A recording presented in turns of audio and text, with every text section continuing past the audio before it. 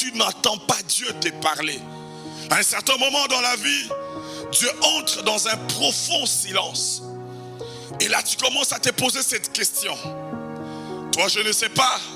Peut-être tu as eu la grâce et tu t'es jamais posé cette question. Mais moi qui te prêche aujourd'hui, je me suis posé cette question plusieurs fois. Avant que l'Esprit de Dieu me parle et m'enseigne sur ces choses. Je me demande et je me dis, est-ce que ma prière est efficace? Frères et sœurs, ça peut arriver d'entendre une prédication sur la foi. D'entendre un témoignage d'une personne qui témoigne. Et à la fin de ce témoignage, je te pose la question, est-ce que ma prière est efficace? Est-ce que Dieu entend mes prières? C'est quoi une prière efficace? Est-ce qu'une prière efficace est le fait d'avoir les résultats au même moment? C'est par rapport à la rapidité de la réponse de Dieu. Est-ce qu'une prière efficace est une prière remplie d'émotions? Une prière efficace, c'est celle-là qui est faite par une personne qui a la foi.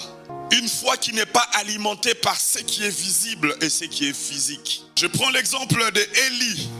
Avant même qu'il parte prier, avant même qu'il se consacre dans la prière, il donne un ordre à Akab. Il dit, vas-y, parce que je sais une chose, que si je me mets à genoux et je mets mon visage entre mes pieds, qu'il pleuve ou qu'il neige, l'Éternel des armées, notre Seigneur Jésus-Christ, finira par répondre à ma prière. Une prière efficace ne devient pas efficace quand les résultats viennent. Ici, Élie n'a pas de résultats. Élie ne sait même pas si la pluie va descendre ou pas. Mais Élie est certain d'une chose.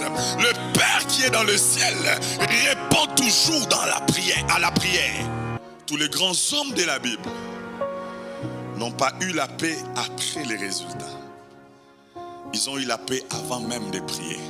J'ouvre une parenthèse pour dire ce qui tue cette génération, parce que nous sommes riches en paroles, mais pauvres en prière. Élie qui est certain, Élie qui a la foi, il est parti prier. Il s'est mis à genoux et il a commencé à prier. Lui qui a donné un ordre, mais il a envoyé son serviteur 7 fois.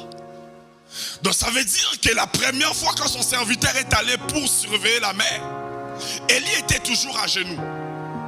Quand ça n'a pas fonctionné la première fois, Élie a envoyé son serviteur pour la deuxième fois.